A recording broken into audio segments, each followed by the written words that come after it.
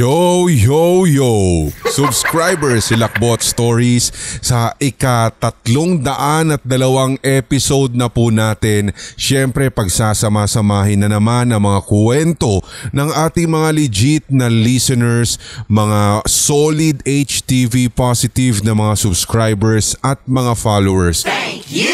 Maraming salamat dahil umaapaw na naman ang sindakstories2008@gmail.com sa inyong mga entries, sa inyong mga kwento, at sa puntong ito ang mga kwento naman ni na Cats, sina Sender 2 at si Meg ang bibida para po syempre sa subscribers si Lakbot Stories dito sa Lakbot TV Pinoy Horror Stories YouTube channel. You are listening to Subscribers Hilakbot Stories, true horror stories submitted by HTV positive listeners. Ay, hiningal ako doon. Dire-diretso. Mga silent listeners, mga regular listeners po natin, welcome back once again sa SHS segment. Once again, segment po ito. At kung sakaling nagkakatuwaan, wag na lang KJ, pakinggan nyo na lang mga seryosong series at mga regular episodes dahil baka malamang ang ating segment na ito ay hindi para sa mga katulad ninyo, okay? Na mga masama ang loob. Araw-araw. Anyway, ito po ang kwento ni Cats at ito'y binahagi niya sa ating email. So gusto ko lang po ulit na magbahagi ng aking hilakbot experience at sa totoo lang po, masaya ako na hindi ako nakakakita ng mga multo. Yun nga lang, hindi man nakikita pero nararamdaman ko sila. Taong 1997 po nang lumipat kami sa Cavite. Doon po kasi nakabili ng bahay ang ate ko. Very welcoming naman at talagang maganda ang ambience ng bahay. Sanay nga din akong tumambay sa kwarto ko na kahit po nakasara o nakaswitch off yung ilaw ay gustong gusto ko. Pero simula po nang maranasan ko ang nakakatakot na experience na ito sa mismong kwarto ko, talagang hindi ko na po kaya na makatulog o tumambay po sa room ko nang sarado o off ang ilaw. Nangyari po iyon nung college na ako. Nung time na iyon ay mahilig akong magbasa ng comics at ng pocketbooks. Nakadapa pa nga po ako sa kama habang nagbabasa ng mga ito. Meron din pong TV sa gilid ng kama ko. So habang nagbabasa ako, hindi ko po namalayan na napaidlip ako at sa pag-idlip kong iyon, dito po ay nag-occur ang isang nakakatakot na panaginip. Gusto mo yung nag-occur? Occur na isang nakakatakot na panaginip. Sa panaginip kong iyon ay napatingin daw ako sa telebisyon na naroroon sa gilid ng kama at kitang-kita ko sa monitor ko si Red na may nakaputing babae sa paanan ko at titig na titig siya. Sabay dahan-dahan na yumuyukod at nag-e-extend yung braso niya para mahawakan ng ulo ko. Yun bang parang gusto niya na hawakan yung ulo ko? Pero sakto naman po na naramdaman ko yung kamay niya sa bumbunan ko at doon na ako nagising. Sobra po talagang kilabot ang naramdaman ko ng sandaling iyon. Para nga pong nilobo o lumobo yung ulo ko dahil nanlalaki ito at nagtatayuan pa ang mga balahibo ko. Tumingin ulit ako sa TV at reflection ko lang ang nakita ko. Natulala pa nga po ako that time at dahan-dahan akong bumaba ng kama at patakbong bumaba sa sala. Naroroon sina mama at ate ko at nanunood ng TV. Hindi ko na lamang po sinabi sa kanila na meron pong nangyari o meron po akong napansin na nakakatakot, baka kasi maging sila ay mahawa po sa nararamdaman ko. Meron din pong pagkakataon nang ako ay nasa room lamang. Hindi ko po sinara yung pintuan. May mga time na kapag nalilingat ako, nakikita ko na lamang na nakasara na yung pinto though hindi naman siya lapat at nagtataka talaga ako kung sino ang may gawa. Wala pong kahangin-hangin si Red. Minsan isasara ko siya din babalik ako sa kama pero wala pa pong ilang segundo mula nang ako'y makabalik doon ay bukas na naman ang pinto. Hanggang sa ito na, nasanay na ako na para siyang nakikipaglaro kaya dinidedma o nagagawa ko na siyang baliwalain. Meron din pong pagkakataon na every Sunday, 6 p.m., nagsisimba si mama sa chapel na malapit lamang po at nasa loob ng subdivision. Kaya ako lamang po naiiwan. Meron po akong ka-phone pal noon at ang name po niya ay John. Si John ay open ng third eye. Nung Sunday na iyon na halos magkausap kami at si mama ay nasa simbahan, masayang masaya naging flow po nung aming kwentuhan nang bigla na lamang po siyang natahimik at nang tanungin ko kung bakit, ang sabi niya ay may nais daw na mag-join sa usapan namin. Ang nadinig daw niya ay matining na boses ng bata. Natakot talaga ako automatically, Sir Red, at binaba ko saglit yung phone at binuksan ko ang lahat ng pinto maging ang bintana at switch on ang ilaw.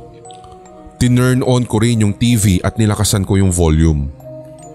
Pagbalik ko sa linya, tinanong ko siya kung meron pa ba siya na nararamdaman o nakita. Ang sabi niya ay medyo humina daw yung entity at huwag ko na lang daw masyadong intindihin. Nang dumalaw nga din po siya sa bahay namin, kinonfirm niya na may mga ibang nilalang daw po na nakatira sa bahay pero hindi naman daw nananakit kaya ang gagawin na lamang namin ay hayaan na lang daw. Hanggang sa ngayon, Sir Red, ay hindi ko po talaga alam kung ano ang meron sa bahay namin at kung bakit may mga ganitong klaseng pagpaparamdam. You are listening to Subscribers Hilakbot Stories, true horror stories submitted by HTV Positive listeners. Maraming salamat sa kwentong iyong ibinahagi, si Katz, at ito po ay ipinadala sa pamamagitan ng sindakstories2008@gmail.com. For the nth time, ilang beses ko na talaga tong na-cite, guys, yung tungkol sa pagiging haunted ng isang bahay. At sabi ko, yung ilan sa mga reasons ay atin na pong na-discuss o na-i-open sa pamamagitan ng isang episode ng Hilakbot Haunted History, yung senyales na haunted ng inyong tinitirhan o yung inyong bahay. Kasi wag na lang natin masyadong i-single out na bahay, apartment or condo unit. Basta kahit saan naman kasi merong ganito. Sabi ko nga, ang mga ghost kasi ay mga espiritu po yan na pinagkaitan, na wari mo'y pinagkaitan ng closure. Hindi lang po sa mga pag-ibig ang mga closure, hindi lang sa mga tema ng Red Diaries Tagalog Love Stories to, guys. Totoo, kahit maging yung mga multo po, yung mga ghost o mga spirits na ito ay talagang napagkakaitan ng closure to the point na ito po yung nag-hold back sa kanila o nag-uugat sa kanila para umalis sa isang lugar. Marami po kasing mga dahilan kung bakit nila sinasabi na ang mga ghost daw kasi o yung mga apparition na ito ay laging nananatili sa isang lugar, at isa nga po yun sa sinasabi natin na naging dahilan kung bakit tila baga ayaw nilang lisanin ng isang lugar. Kumbaga napako na sila dahil itong lugar na ito ay something significant, or sabihin na lamang natin na pwedeng dito rin sila namatay. Nung mga, alam mo yon, yung mga last minutes ng kanilang buhay, dito din po sila nag-spend. At talagang sabi ko nga sa inyo, marami pong mga signs, hindi lamang talaga yung mga nabanggit natin sa isang episode ng Haunted History. Yung, alam mo yon, yung mga senyales na talagang may multo sa iyong bahay or haunted ang inyong bahay. Dito po sa iyong sinasabi, sa kwento po dito ni Katz, talagang pasok na pasok yung mga senyales na sinasabi natin. Lalong-lalo na kapag nakapagpapagalaw na sila ng mga, alam mo yun, mga gamit sa bahay, maging yung mga electronic devices mo, biglang nagiging, alam mo yun, nadidrain bigla, o kaya parang nag-o-open, nagsiswitch on, nagsiswitch off ng kahit wala man lang, di ba? Wala man lang talagang gumagawa nun. Tapos yun nga, yung sinasabi ko sa inyo, yung mga objects, yung mga bagay na kanina naririyan lang, ba't bigla na lang nawala? Di ba? Kisap mata na after several days saka mo lang makikita ulit doon.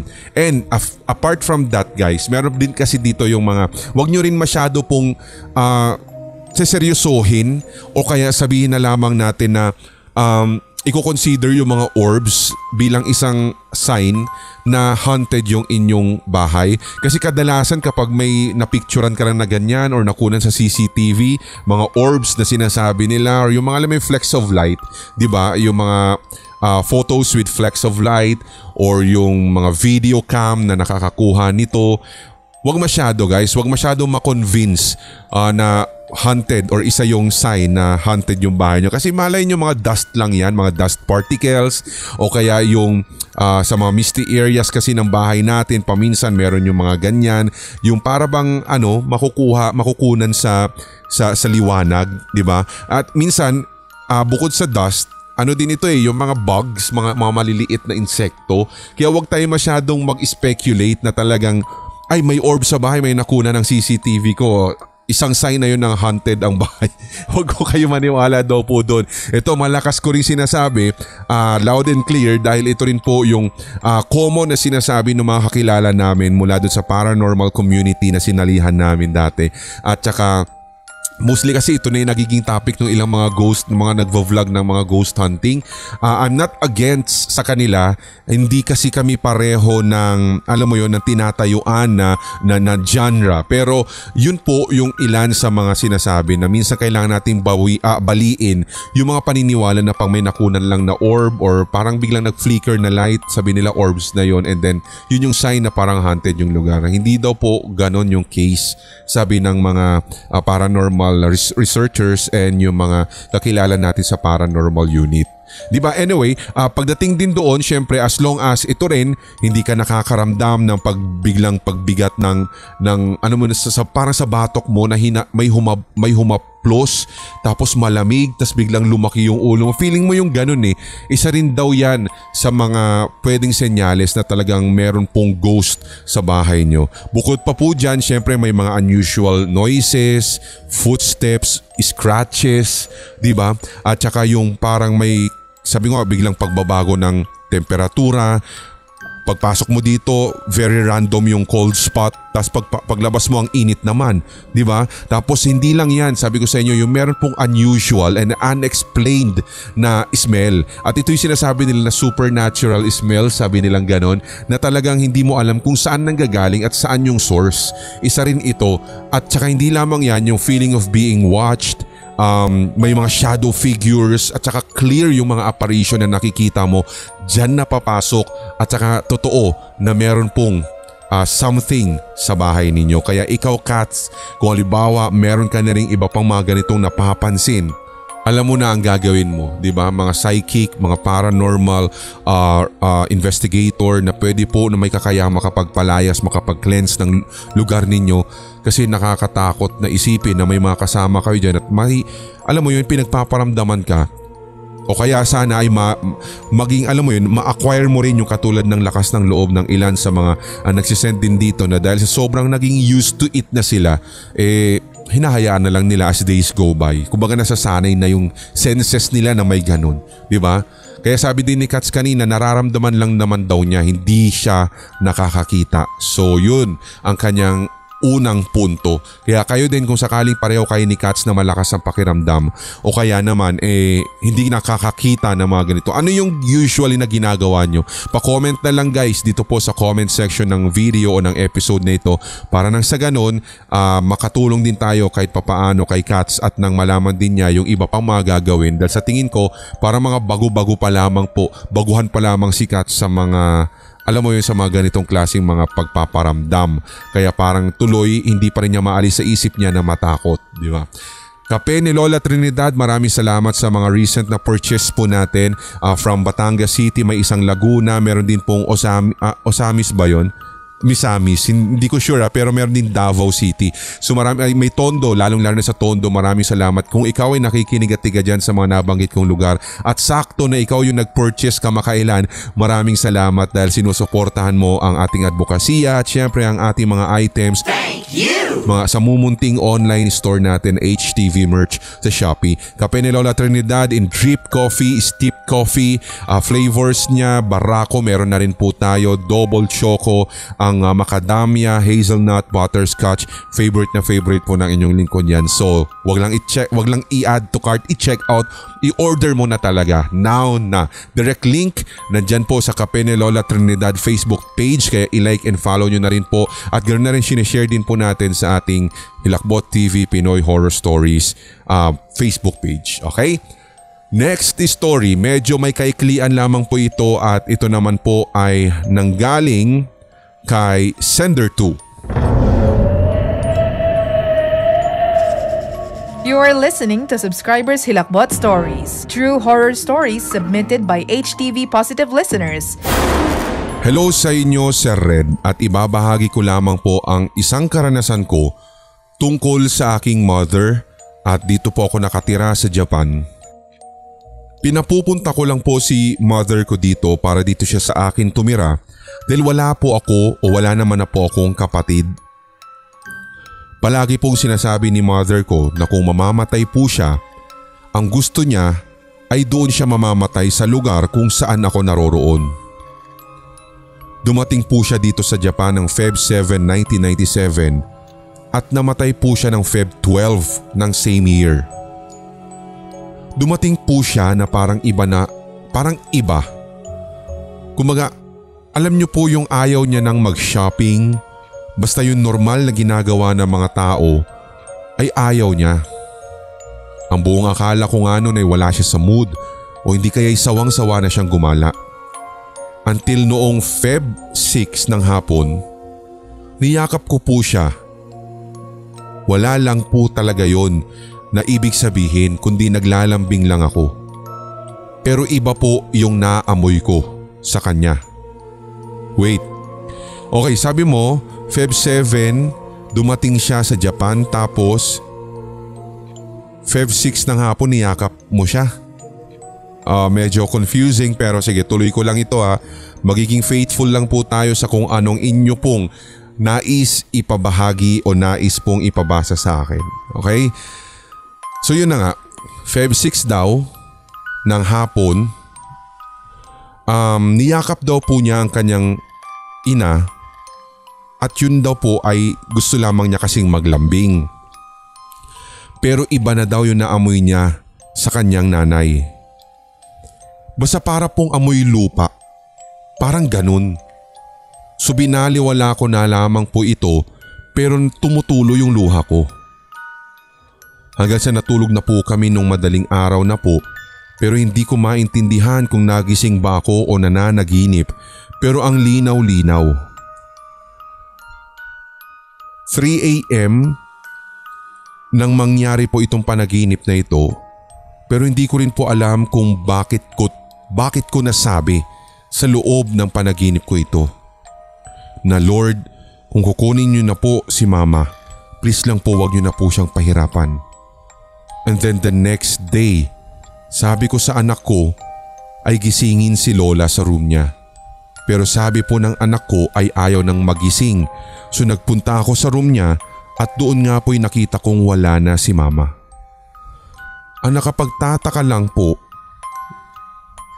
ay doon sa sinabi ng doktor na dumating ako sa bahay eksakto po sa oras ng dasal kong alas 3 ng madaling araw siya nawala. You are listening to Subscribers Hilakbot Stories, true horror stories submitted by HTV Positive listeners. Okay. Hindi ko po kini-question pero medyo naguluhan ako sa timeline kasi Feb 7 dumating pero nayakap mo ng Feb 6. Tapos Feb 12 siya kamo namatay, si mother mo. Pero na naginip ka ng parang the same day na yon, parang yun lang yung span kasi na sinabi mo eh. Siguro kung hindi niya kinongest ng masyado, baka mas maiintindihan natin. Pero siguro yun na lang, kunin na lang po natin yung thought na baka ang gusto lang niyang puntuhin dito ay may kakaiba siyang naamoy doon sa kanyang nanay nang niyakap niya. So parang doon pala nagkaroon na siya ng idea na may hindi magandang mangyayari o kaya natakot na siya na sooner or later or nalalapit na yung kanyang, alam mo yung kamatayan, yung ending ng buhay ng kanyang ina. Kaya napatuloy yung luha niya. Pero hindi din daw po niya malaman kung bakit nasabi niya ng malinaw ng 3 AM talaga daw na habang nananaginip siya na yun nga, Lord, kung kukunin na daw po.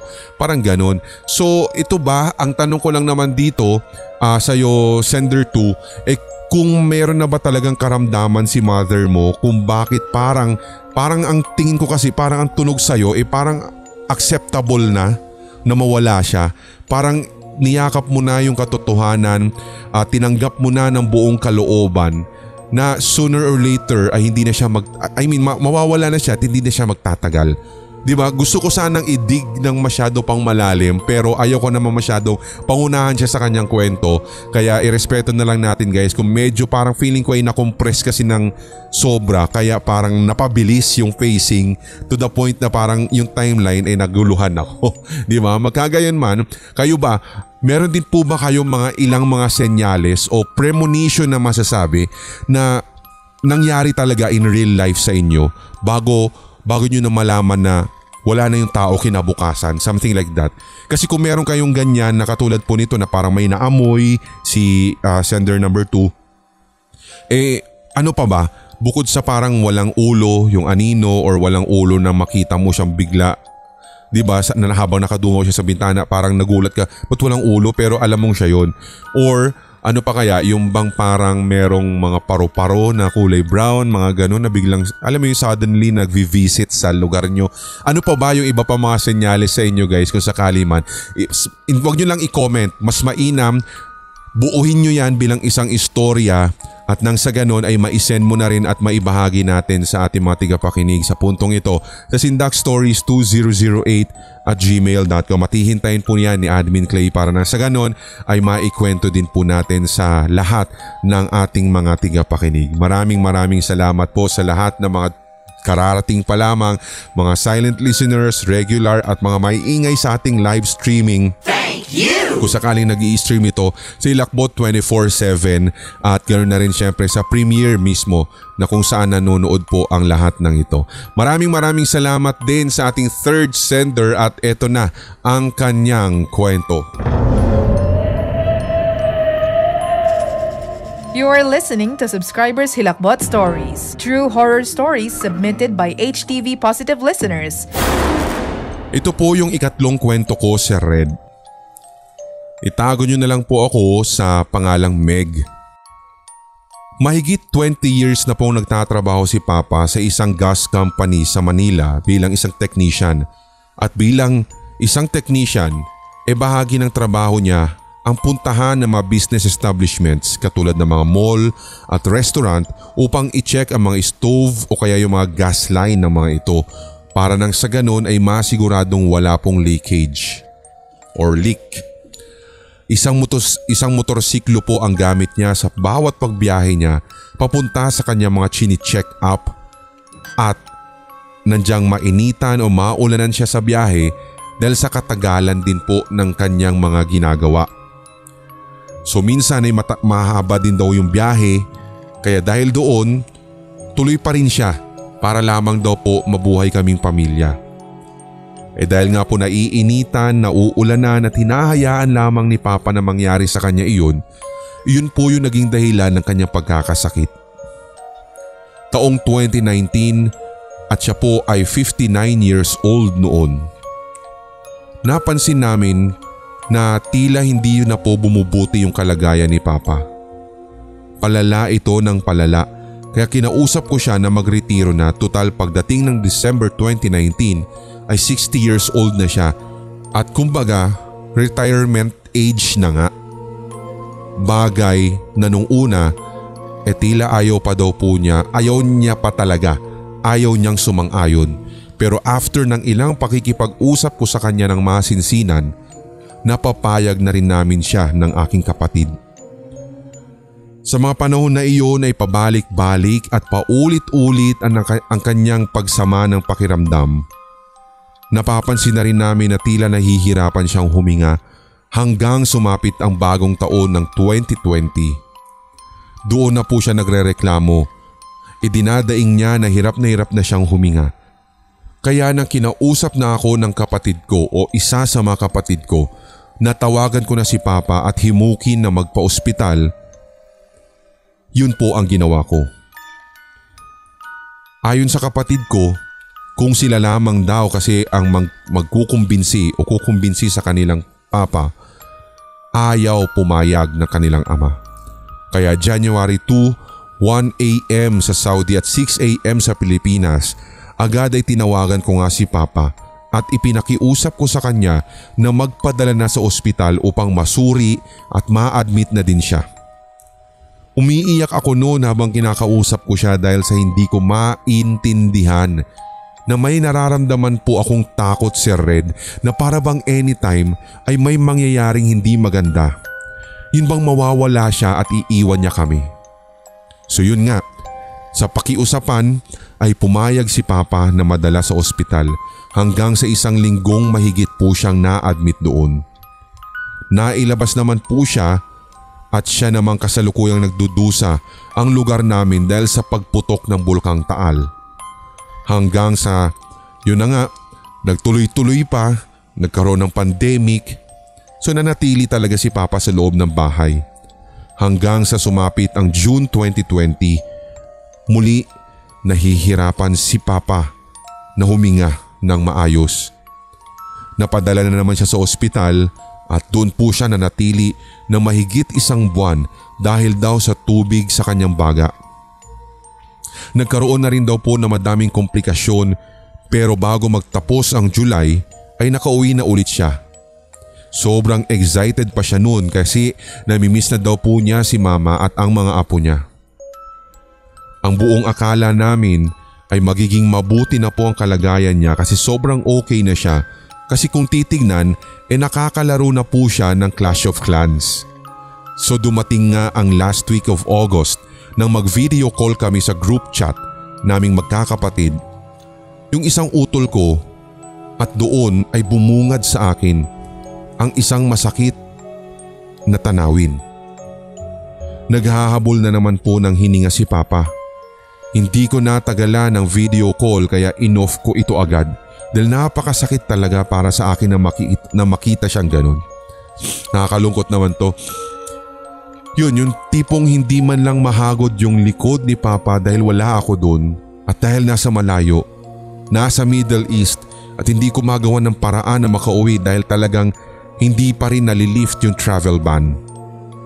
Wala talaga akong nagawa kundi ang umiyak ng umiyak at ihinga sa Panginoong Diyos ang sakit ng kalooban. Nawala ako sa tabi ni Papa. After 2 days ay saka pa lamang nadala sa ospital si Papa dahil walang available na ambulansya dahil nga sa sitwasyon ng bansa dulot ng pandemya.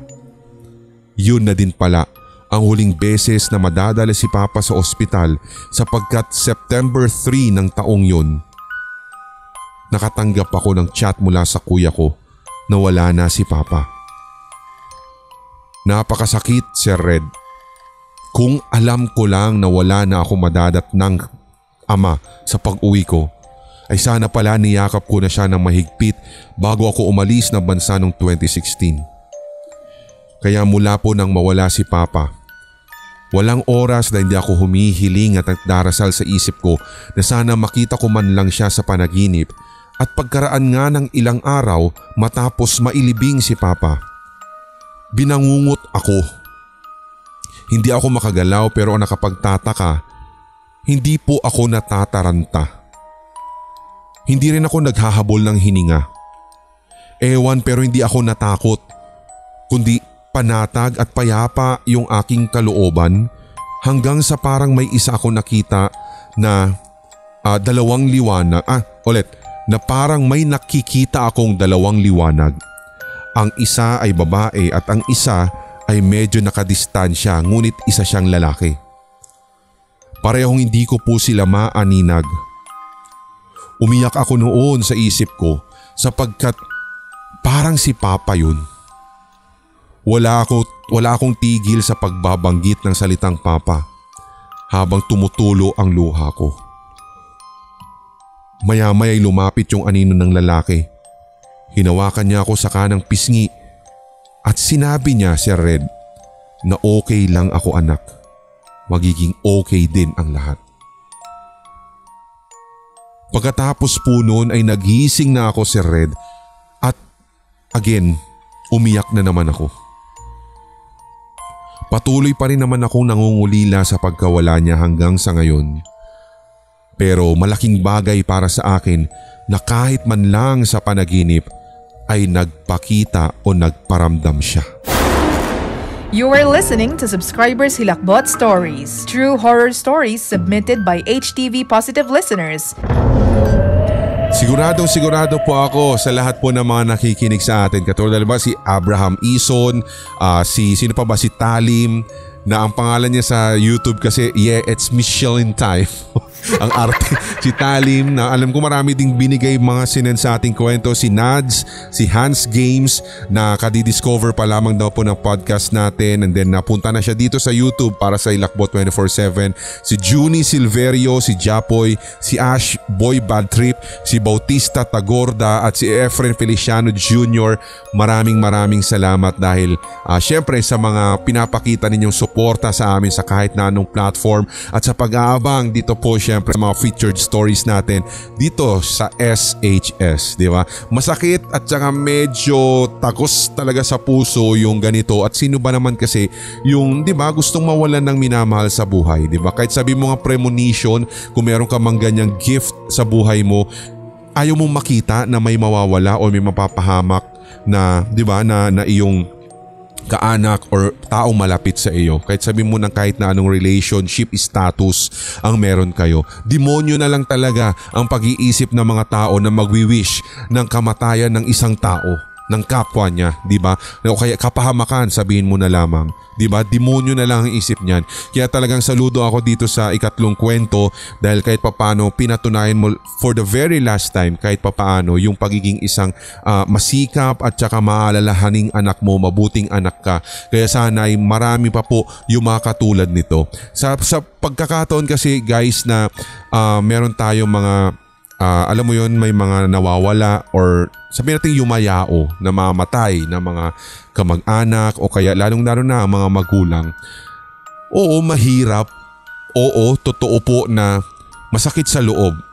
Pero alalahanin natin na habang tumatagal ang panahon, forever siyang naririto eh. Habang tumatagal ang panahon, kahit na medyo papahupa ng papahupa, yung nararamdaman nating pangungulila, nararamdaman nating sadness, yung deep sadness kumbaga sa puso natin, na kada, alam mo yon, lumilipas ang oras at may minuto ka na sumagi siya sa isipan mo. Minsan napapaisip ka na lang na bukod sa life is very short talaga, sana na lang ay meron akong ginawa pa bago siya mawala. Kung alam ko lang. Pero kasi hindi natin masasabi ang kamatayan guys, sa totoo lang. Kaya alam mo, totoo yung sinasabi nila na habang nandyan pa, di ba, habang nandyan pa sila, habang nandyan pa ang kahit na sino, pansinin mo, kausapin mo, di ba, makihalubilo ka, yun bang parang ganun, para at least pag dumating yung punto na parang nakakagulat man at wala talaga kasi makapagsasabi, alam mo yun, at least parang wala kang regret. Nararamdaman ko po dito sa third sender natin na si pangalan niya si Meg, na yung regret kasi is umaapaw, di ba? Kaya nga kung alam ko lang, pero yun nga dahil hindi natin alam, yun na lang, i-spend natin most of the time 100% ng effort natin, alam mo yun, lagi nating ibuhos. Para pag nagkataon, naglaro ang tadhana, lahat naman tayo papunta doon, naglaro ang tadhana at biglaan na ikaw naman yung nawala. At least yung alaala mo na masaya, yung todo effort sa pagpapatawa, pakikipagkwentuhan kahit mapaos ka na dyan, yun bang parang, alam mo yun, yung ginawa mo ang lahat ng paraan para mag-spend ng lahat ng oras mo kasama yung mga minamahal mo sa buhay. At least yun yung magiging maiiwan mong memorya para sa mga maiiwan mo. Oo, sabi nga nila, time heals all wounds. Habang tumatagal ang panahon, pahupa ng pahupayan, pero forever magiging grateful ka rin dahil at least hindi na siya dumating sa punto na parang makikita mo naghihingalo at alam mo yung mamamatay pa siya sa bisig or kaya sa braso mo. Di ba? Malungkot talaga. Ako, for how many times marami na rin pong nawala sa akin na mga mahal ko sa buhay, to the point na ng mga una na halos parang magkakasunod, magkakasabay, parang iisipin mo, bakit ganito, di ba? Bakit ganun? Kaya nakakalungkot, nakaka-relate ako dito kahit medyo napahaba na yung usapan natin. Kilala nyo naman ako pag nakarelate ako sa isang kwento, lalo na pag mga loss, alam mo yun, ng mga mahal sa buhay. Ganyan talaga, di ba? Hindi man ako masyadong open kasi guys o nagluluksa sa social media ng ganito, pero alam mo naman, hindi ako AI, hindi naman din po ako robot, di ba? Nakakaramdam din. Medyo nalungkot na ako, naalala ko na naman. Kung para makarelate kayo, yun nga, sabi ko yung mga biglaang paglisan din ng mga ibang mga kapwa narrator natin na kailan lang parang kakakolab lang natin tapos biglang nalaman natin na matay na for some sort of reason na hindi na na-open or hindi na na-disclose. Kaya masakit din kung tutuusin dahil marami pa sanang pwedeng magawa. Ganun talaga. Kaya spend na natin. Sabi nga, live each day like it's your last. Diba? Maraming salamat guys. Sana po meron kayong kahit madaldal ang inyong lingkod sa episode nating ito. Sana po ay may napupulot naman kayong hindi lang puro kagaguhan. Sana yung kumbaga yung essence ba ng SHS na nakapag-a-adlib tayo ng ganito at nakakausap po kayo na parang kinikwentuhan ko lang ay malaking bagay na po. Maraming salamat hanggang sa susunod na SHS. Sabado at Linggo na po tayo ha. Kaya sana ay huwag kayong magulumihanan sa ating schedule. Ako pong muli si Red, tuloy-tuloy lamang ang hawaan para wala ng galingan at lahat tayo ay solid HTV positive. Love you guys. May mga kwentong kababalaghan o mga karanasan kang kahilahilakbot na nagmumulto sa iyong memorya? Ibahagi na yan sa pamamagitan ng voice message o kaya i-type at i-send sa sindakstories2008@gmail.com. Maaari ring i-private message sa Hilakbot TV Facebook page. Ating pagkwentuhan ang inyong real paranormal experiences kasama si Red. Lunes at Biyernes. Ito ang Subscribers Hilakbot Stories.